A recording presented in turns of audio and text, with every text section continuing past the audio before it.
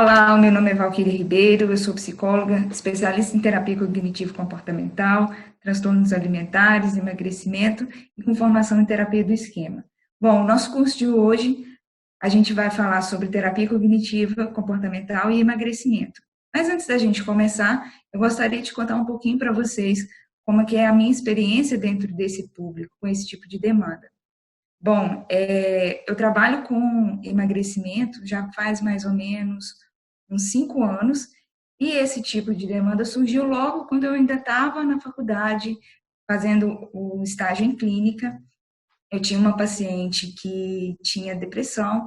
Quando a gente conseguiu que o quadro depressivo dela se estabilizasse, a autoestima dela começasse a voltar, surgiu o desejo de voltar a cuidar dela, de perder peso, porque ela estava num quadro ali batendo na porta da obesidade, já estava com sobrepeso já bem ali na linha de limite com a obesidade do grau 1 mesmo. E aí a gente começou as intervenções para poder ajudar essa paciente a perder peso. Logo que eu saí da faculdade, eu comecei a trabalhar em uma clínica de estética voltada para procedimentos de emagrecimento. Fiquei mais ou menos 1 ano e meio nessa clínica. A primeira etapa, assim, desse trabalho, a clínica foi muito voltada para a conscientização dos pacientes em relação ao trabalho da psicologia. Algumas vezes a gente tinha os pacientes marcados, e aí os pacientes que chegavam para mim eram os pacientes que tinham uma dificuldade em seguir os protocolos da clínica, que eles trabalhavam com um protocolo de emagrecimento de acordo com a quantidade de peso que a pessoa gostaria de perder, o tempo que ela iria ficar ali dentro da clínica, quais seriam os procedimentos estéticos que seriam feitos. E aí, alguns pacientes, eles tinham dificuldade em manter todo aquele protocolo. E foi aí que eu comecei a trabalhar, que a psicologia entrou para mim dentro desse serviço na clínica. Nos primeiros momentos, alguns pacientes eles tinham dificuldade de aceitação, eles não entendiam muito bem o que o psicólogo iria fazer dentro do processo de emagrecimento, e para isso a gente utilizou estratégias tanto de fazer reuniões com esse grupo, pequenas palestras, porque uma vez por mês juntavam todos os pacientes, faziam umas oficinas com receitas e chamava os pacientes para poder participarem juntos. E aí, quando tinham essas reuniões, geralmente eu fazia uma pequena palestra de mais ou menos uns 20 a 30 minutos para poder explicar para as pessoas por que tinha um psicólogo ali num contexto de emagrecimento, porque muitos não entendem. Mas isso a gente fala de 5 anos atrás. Hoje em dia está um pouco melhor, mas ainda precisamos trabalhar mais para que as pessoas entendam o porquê do psicólogo dentro desse contexto. Fiquei na clínica por mais ou menos 1 ano e meio, e aí a gente obteve um sucesso muito grande em relação à manutenção da perda de peso, né, porque um grande problema, além das pessoas aderirem ao processo, à dieta e aos procedimentos, eles conseguirem ficar ali e perder o peso, uma grande preocupação também é a manutenção desse peso para a gente evitar que ocorra o efeito sanfona. E aí eu fiquei 1 ano e meio nessa clínica, e eles mudaram de franquia, e aí alguns pacientes vieram para mim pelo consultório e continuaram fazendo o processo de emagrecimento lá. Hoje eu trabalho em uma outra clínica, mas que também é uma clínica multidisciplinar, e aí a gente tem vários profissionais que estão envolvidos nesse processo de emagrecimento. A gente tem um endócrino, fisioterapeutas, esteticistas, educador físico e nutricionista junto com a psicologia. Então, a gente precisa pensar, quando a gente fala em processo de emagrecimento, na pessoa como um todo, englobar ela com maiores áreas possíveis. Mas se não for possível ter uma equipe tão grande, a gente precisa pelo menos pensar em trabalhar ali com um nutricionista, um educador físico, no mínimo. E aí hoje eu já estou com mais ou menos 5 anos de experiência dentro desse tipo de demanda. O nosso curso é dividido em 4 aulas, são 12 horas de curso dividido em 4 aulas. Na nossa primeira aula, nós vamos falar bastante sobre a importância da entrevista inicial, do modelo da entrevista motivacional. Vamos mostrar algumas técnicas de como mesclar a entrevista motivacional junto com os dados que a gente vai colher na entrevista inicial. Voltando para a segunda aula, nós temos discussão de caso que eu vou trazer para vocês e vamos falar das técnicas cognitivas e algumas técnicas comportamentais que vão seguir na segunda e terceira aula.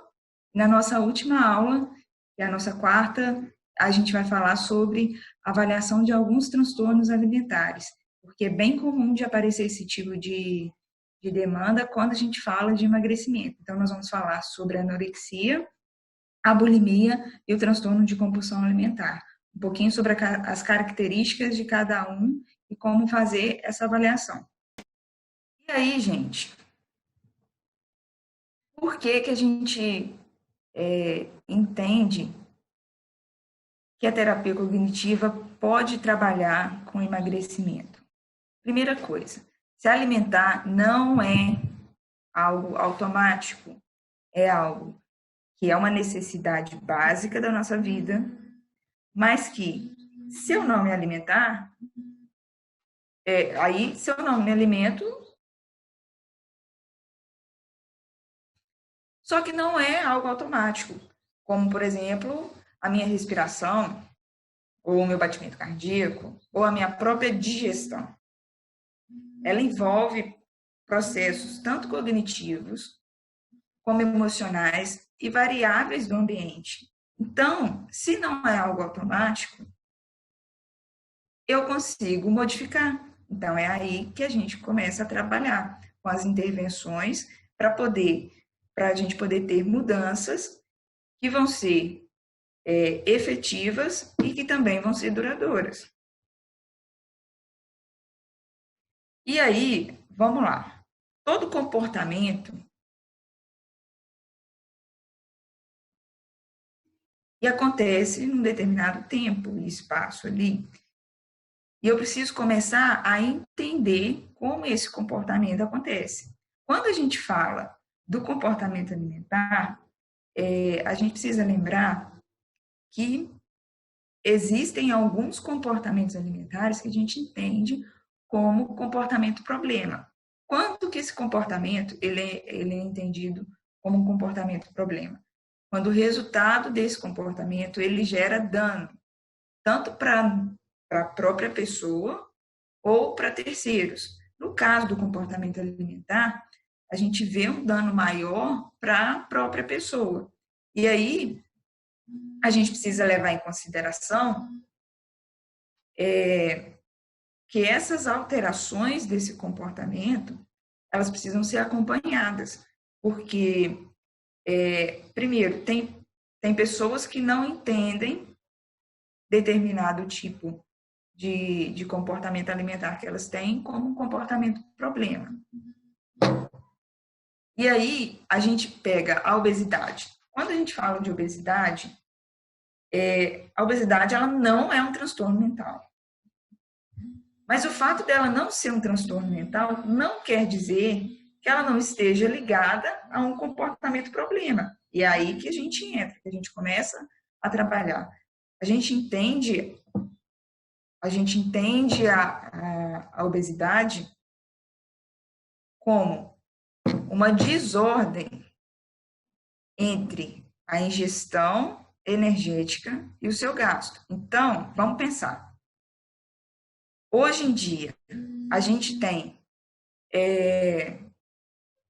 uma vida bem diferente se a gente for comparar, vamos lá.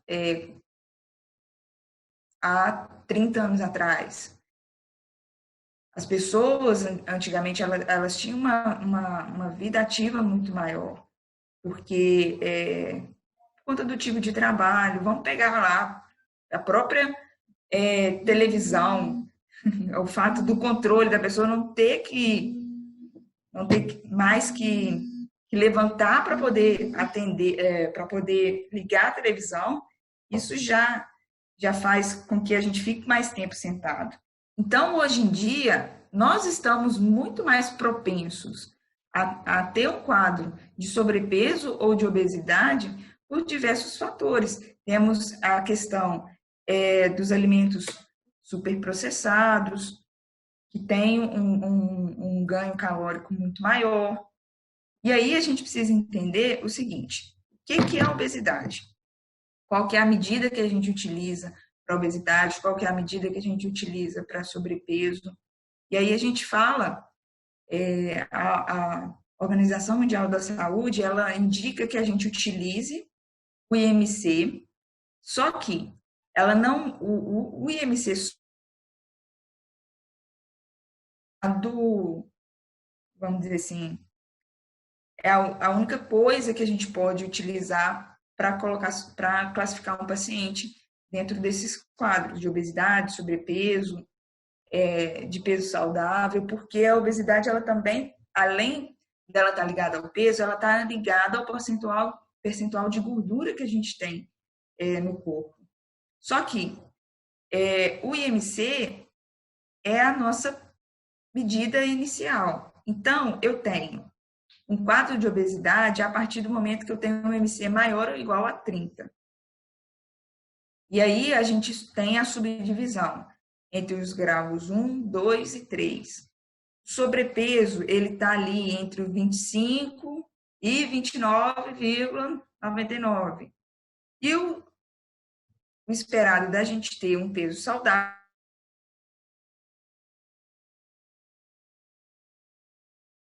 4.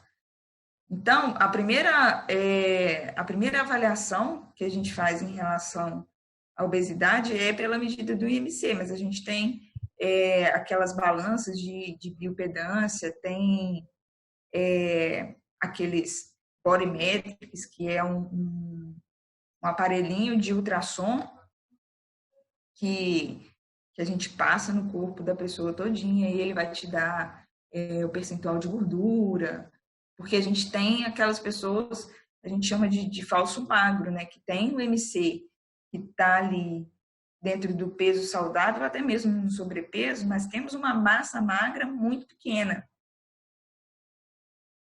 E aí, por que a gente precisa entender e estudar um pouco da obesidade? Hoje em dia, a gente tem um número muito elevado de pessoas no mundo. Estamos vivendo aí esse processo dessa pandemia do coronavírus, que tem gerado dano para tudo quanto é lado, mas a obesidade hoje, ela é classificada também como uma pandemia, porque a obesidade, ela é uma doença, né? Por mais que muitas pessoas não gostem de classificar a obesidade como uma doença, ela é um fator de risco muito grande para a saúde, tanto física quanto para a saúde psíquica das pessoas. E aí a gente precisa dar uma atenção muito grande para as nossas crianças e adolescentes. Que quando a gente fala, que a gente compara os dados, e depois eu vou mostrar muito enorme do número de crianças obesas do que tínhamos há 20 anos atrás. Gente, a OMS, ela tem as suas divisões nos continentes. E a gente está aqui na OPAS, né? Na Organização Pan-Americana de Saúde. E o último dado que a gente tem é o seguinte, e aí vamos pensar até como demanda mesmo de pacientes. A gente tem 62% da população, elas são ou obesas ou apresentam um quadro de sobrepeso. Vamos pensar, 7 em cada 10 adultos com mais de 20 anos são obesos ou estão com sobrepeso. Exemplo. E aí, vamos lá. A gente sabe que a obesidade ela gera danos também para a nossa saúde física. A gente tem algumas doenças crônicas que estão diretamente ligadas A obesidade, a gente tem problemas relacionados à pressão arterial, a gente tem um nível de hipertensão muito grande para as pessoas que são obesas. A gente tem o diabetes tipo 2, também temos um nível muito alto de AVC, que é o acidente vascular cerebral, por conta do acúmulo de gordura que fica ali. Alguns tipos de câncer também estão ligados ao quadro de obesidade, são desenvolvidos a partir de do fato das pessoas serem obesas, e também problemas respiratórios. Eu conheço pessoas, por exemplo, adultos jovens, que com 27 anos já começaram a tomar medicação para hipertensão. Então, assim, a gente pega, por exemplo, problemas respiratórios, vamos falar de apneia. Quanto mais peso eu tenho, eu posso ter essa questão. Então, assim, são várias doenças que estão relacionadas à obesidade, por isso que a gente precisa dar uma atenção muito grande a esse tipo de quadro.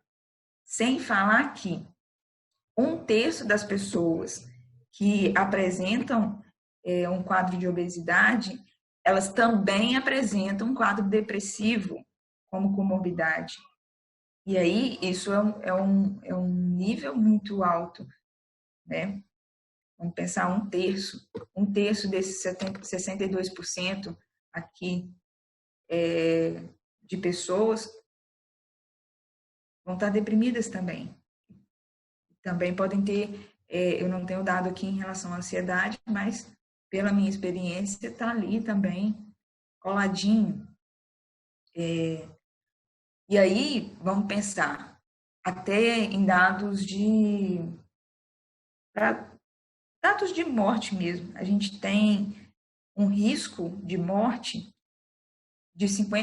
que é 50% maior entre uma pessoa obesa e uma pessoa que tem um peso saudável.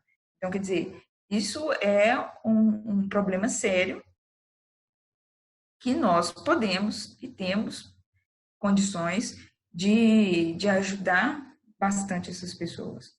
Então, quando a gente fala de emagrecimento, a gente não fala somente da parte estética.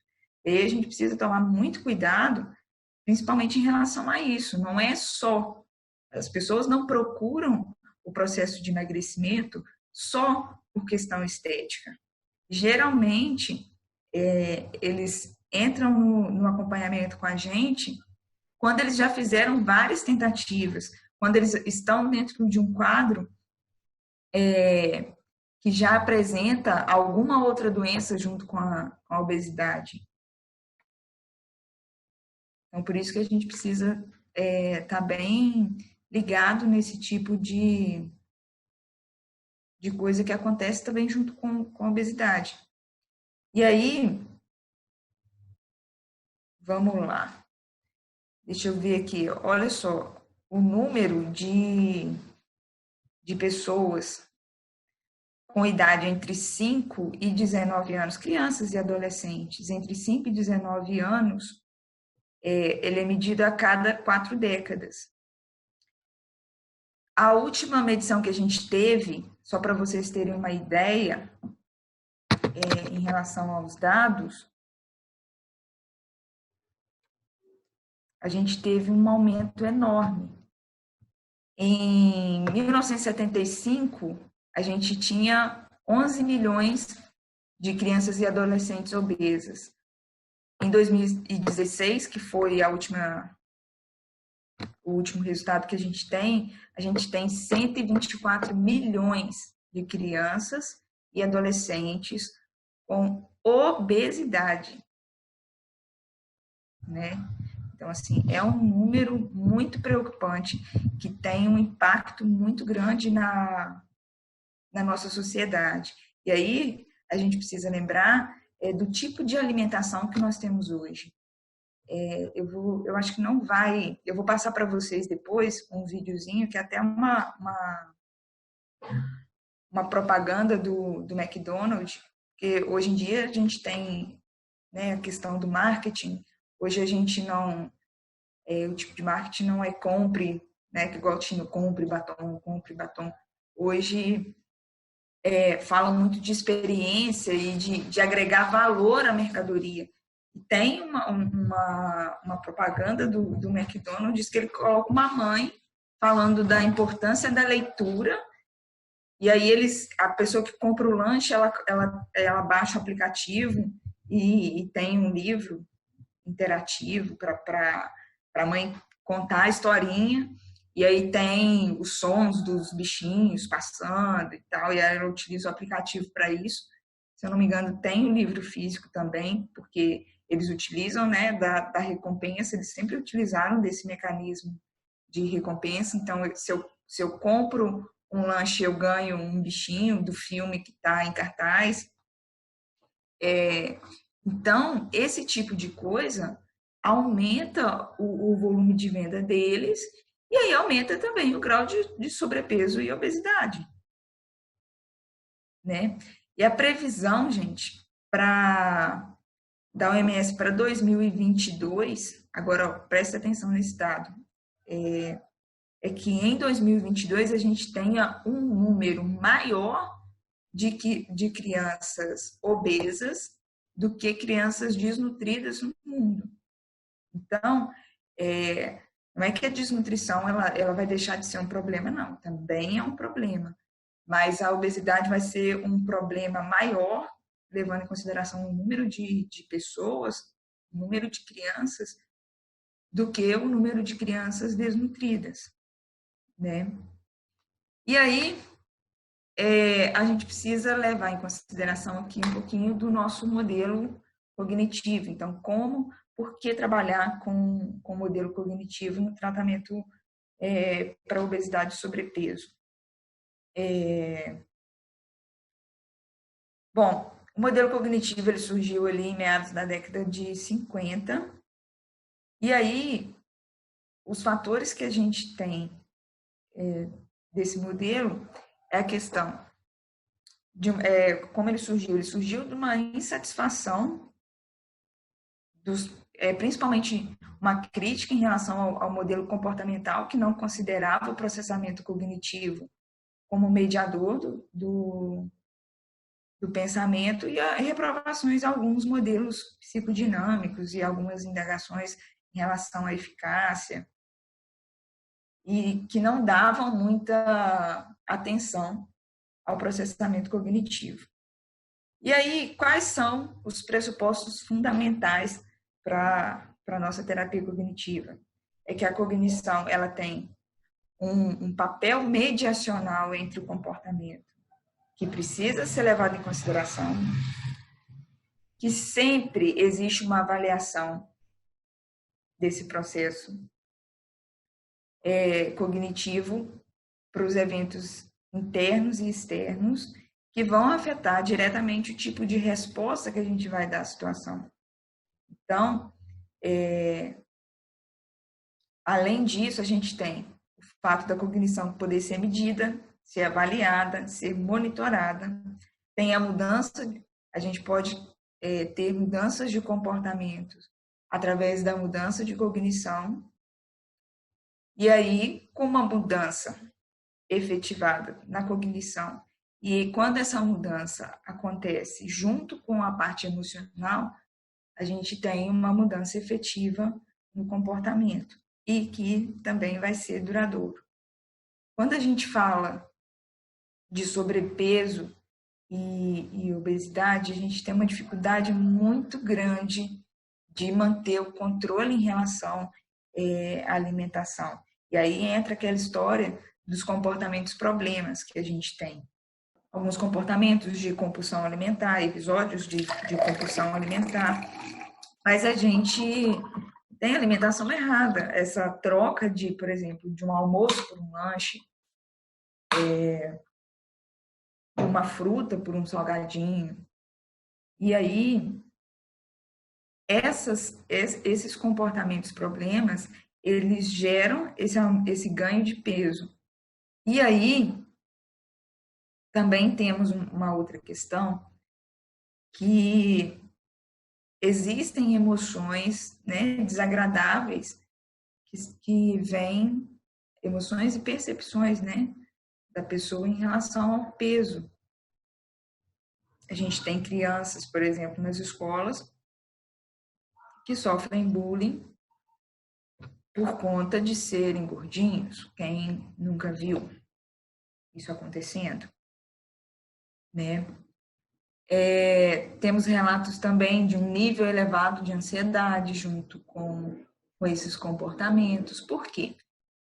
Porque às vezes a gente sabe que comer é algo bom, né? Vamos falar que se alimentar é ruim, principalmente quando a gente fala de um alimento que a gente gosta. Se alguém for me convidar, por exemplo, vou dar um spoiler, se alguém me convidar para o almoço, pode fazer salpicão porque eu amo, mas não me faça um jiló, que eu não vou comer. E aí a gente sabe que existe a parte sensorial, existe a parte emocional que envolve todo esse processo também.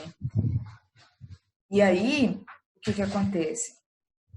Às vezes a gente está ali com a nossa balança de emoções mais desregulada, ela estando mais caidinha aqui para o lado das emoções desagradáveis de sentir, e aí eu vou lá e como, sei lá, um chocolate. E aí eu fico feliz ali momentaneamente, dou uma equilibrada. Emoções desagradáveis também com o fato de fazer esse equilíbrio para as nossas emoções. E aí, vamos lá, pontos importantes para a gente poder fixar bastante aqui. Primeira coisa, a gente precisa entender o processamento cognitivo, mas ele sozinho não adianta. A gente precisa entender o processamento cognitivo, como o comportamento alimentar ocorre, quais são os componentes emocionais que estão relacionados a esse tipo de comportamento e como que acontece a manutenção de tudo isso. Depois eu vou explicar para vocês como é que a gente faz a coleta desses dados aqui. As crenças estão diretamente ligados aos nossos pensamentos. Quem conhece terapia cognitiva sabe que isso é uma regra, que as crenças influenciam o meu pensamento e que meus pensamentos e minhas emoções são mediadores dos meus comportamentos. Então, se eu tenho alguma coisa disfuncional aqui, vai manter. Se eu tenho crenças disfuncionais a respeito do comportamento alimentar, do meu corpo, do meu peso e o valor que eu coloco disso para a minha vida, então eu também vou ter que intervir nesse sistema aqui. E aí, qual que é o objetivo do nosso acompanhamento? Eu sou bem ruim em fazer esse negócio aqui de circular, hein? O objetivo do nosso tratamento é reestruturar e corrigir os pensamentos distorcidos que são característicos de pessoas com obesidade. Vamos lá, o senso de autoeficácia deles é muito ruim, a gente vai falar disso. Então, pensamentos, por exemplo, eu não consigo, eu já tentei isso 1 milhão de vezes, se não deu certo, é algo que aparece assim, quase em 100% dos casos. E aí a gente vai começar a desenvolver soluções junto com os nossos pacientes. A gente precisa entender que é um modelo colaborativo, a gente não dá receita pronta, não existe receita pronta para poder trabalhar com emagrecimento ou trabalhar com qualquer tipo de, vamos falar de terapia, a gente tem os protocolos que auxiliam o nosso acompanhamento, mas o paciente tem um papel ativo ali durante todo o processo. Então, tudo que a gente vai desenvolver é de maneira colaborativa, para a gente conseguir mudanças tanto no comportamento alimentar, e aí a gente fala de uma reeducação alimentar, né? Porque essas dietas muito restritivas, elas não funcionam. Pode funcionar para poder perder aquele peso imediato, mas isso não se sustenta. Então, as nossas mudanças no comportamento alimentar que a gente fala é mais voltada para a mudança de hábitos do que para essas dietas restritivas aí. E aí, com isso, a gente começa a melhorar a questão emocional e precisamos trabalhar muito com o senso de autoeficácia dessas pessoas. E aí, gente, uma das coisas importantíssimas que nós vamos trabalhar é a questão da entrevista motivacional. O que é isso? A entrevista motivacional, ela é um estilo terapêutico, é como a gente vai se comportar com o nosso paciente. Então,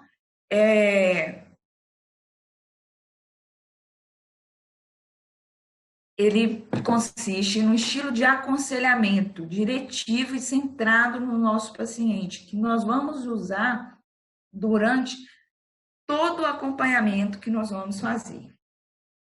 E aí, o que a gente vai explorar? A gente vai explorar a resolução da ambivalência. O que é isso? É aquilo que eu quero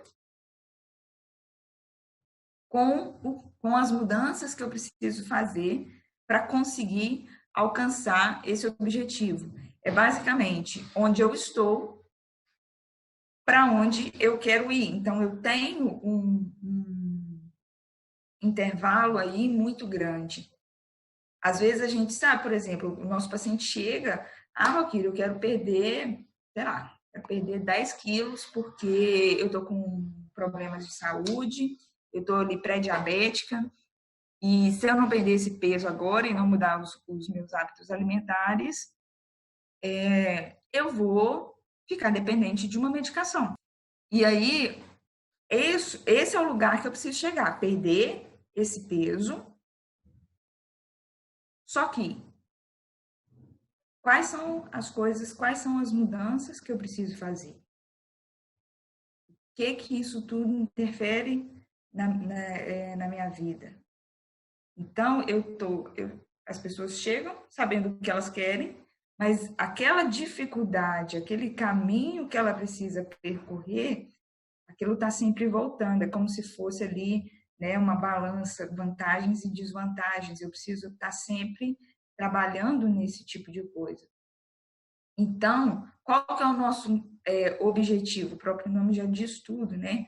É motivar o nosso paciente a continuar, a ter uma construção desse objetivo. E aí a gente precisa entender que motivação é diferente de empolgação, né? Vamos lá, precisamos, eu vou começar a malhar, vou fazer dieta, tudo mais, aquela empolgação inicial que a gente tem na grande maioria das pessoas que chegam para a gente, ela vai perdendo ao longo do caminho. E como manter esse paciente motivado?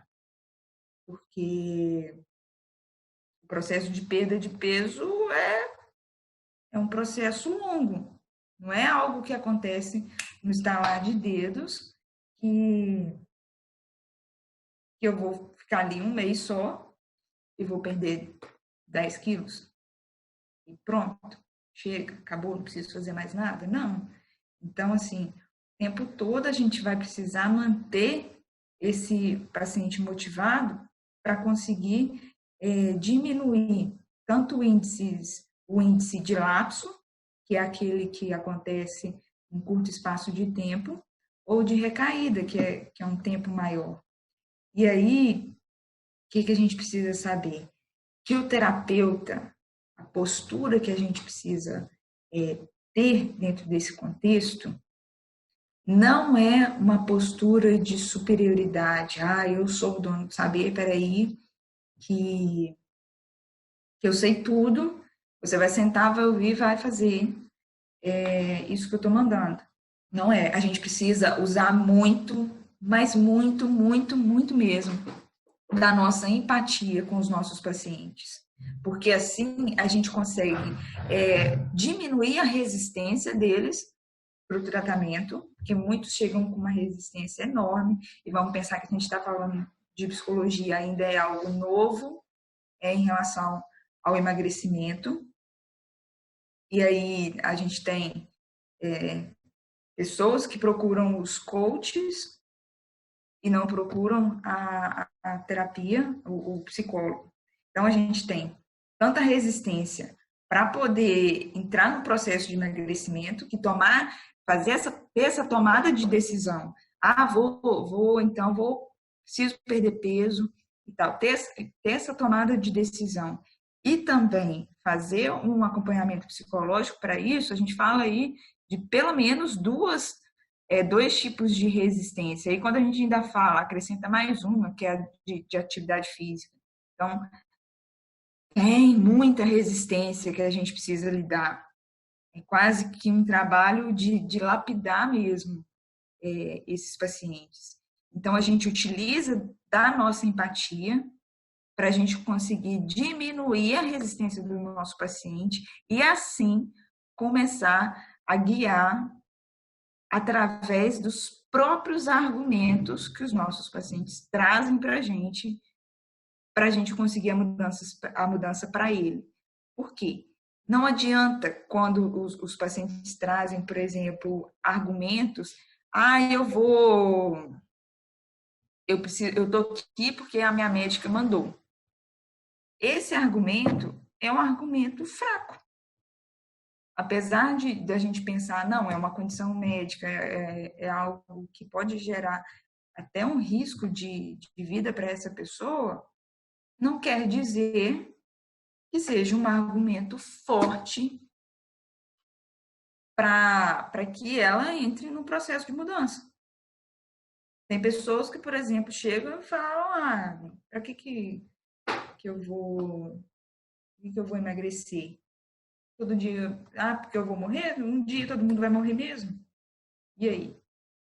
O que esse seria um argumento? Então, a gente precisa acompanhar a resistência do paciente até para a gente conseguir pegar esses tipos de argumento e usar aquele que funciona e deixar aquele que não funciona de lado.